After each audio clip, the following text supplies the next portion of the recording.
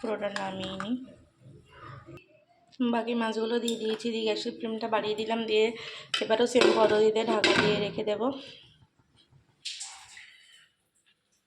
ওইটা এখানে রেডি। কড়াইয়ে তেল বসিয়ে দিয়েছি। এবার এই বয়েল করা মাছগুলোকে একটু একটু করে ভেজে নেব।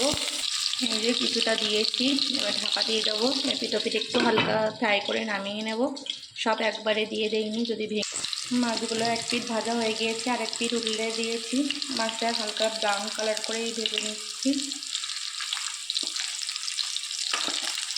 তো আর একটুখানি ভেজেই এক পিঠ হয়ে গেছে, আর এক পিঠ আর একটু ভাজা হলেই নামিয়ে নেব। যেগুলো ভাজে দিয়েছিলাম ভাজা হয়ে গেছে, এপিট ওপিট ভেজে নামিয়ে রেখে দিয়েছি। মাছটা খুব সফট হয়েছে, কারণ ডিমটা দেওয়ার কারণেই মাছটার সফটনেস এসছে ভালো। তো বাকি মাছগুলো এইভাবে দিয়ে দিয়েছিলাম। এটা খেতে গেলে কেউটা কাবাব কাবাব ফিল হয়। এখনকার দিনে এইসব রান্না কেউ করতেও চায় না, শুধুমাত্র ঝামেলার কারণে। তো একটু ঝামেলা করেই যদি করে নেওয়া যায়, খেতে খুবই ভালো লাগে। এই রেসিপিটা তোমরা বাড়িতে অবশ্যই ট্রাই করো। আর কারা কারা এই চিতল মাছের মুইটা খেতে পছন্দ করে একটু কমেন্ট করে জানিও। তো এটা আর একটুখানি ভাজলেই হয়ে যাবে, আর এক পিঠ ভেজে নামিয়ে নেব একবারে।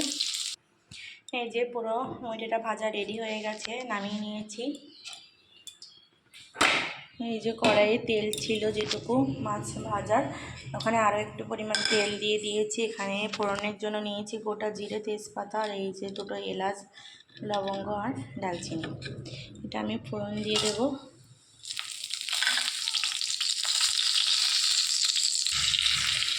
ফোড়নের মধ্যে এখানে পেঁয়াজ গ্রেট করে রেখে দিয়েছিলাম। গ্রেট করাও বলে ওরা পেস্ট করাও হতে পারে, যা হোক একটা হলো। তো পেঁয়াজটা দিয়ে দিয়েছি। এখানে একটা মশলা বানিয়ে নিয়েছি, একটা টমেটো, কাঁচা লঙ্কা আর একটা পেঁয়াজ দিয়ে। তো সেটাও আমি দিয়ে দেব, পুরোটা দিয়ে দেব। পেঁয়াজ, টমেটো আর কাঁচা লঙ্কার পেস্টটা দিয়ে দিয়েছি, দিয়ে ভালোভাবে কষিয়ে নিচ্ছি। মুইটাটা টেস্ট আছে, মশলাটা কষানোর ওপর ডিপেন্ড করে। মশলাটা খুব সুন্দরভাবে কষাতে হবে। তো এটা আর একটুখানি হোক। তারপর এখানে আদা আর রসুনের একটু পেস্ট রেখে দিয়েছি, এটা দিয়ে দেবো, আর একটু পরেই দেবো। পেঁয়াজটা একটু কষানো হয়ে গেলে এখানে আদা রসুনের পেস্ট দিয়ে দিয়েছি। এখানে লবণ, লঙ্কার গুঁড়ো, হলুদ আর একটু জিরের গুঁড়ো দিয়ে দিয়েছি, দিয়ে ভালোভাবে কষিয়ে নেব।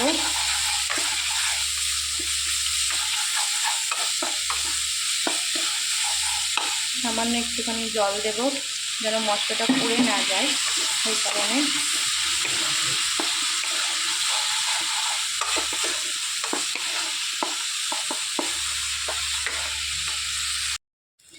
মশলাটা কষানো হয়ে গেছে প্রায়।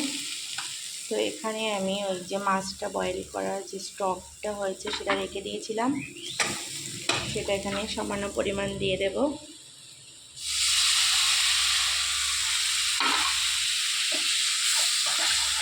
দিয়ে মশলার সঙ্গে ভালোভাবে নাড়িয়ে চাড়িয়ে মিক্স করে নেব।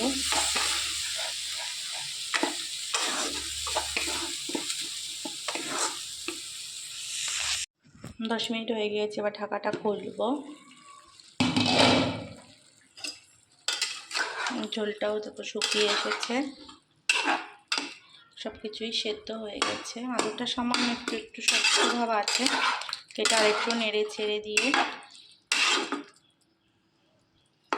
কিছু কিছু সেদ্ধ হয়ে গেছে, আর একটুখানি ঢাকা দিয়ে রাখবো।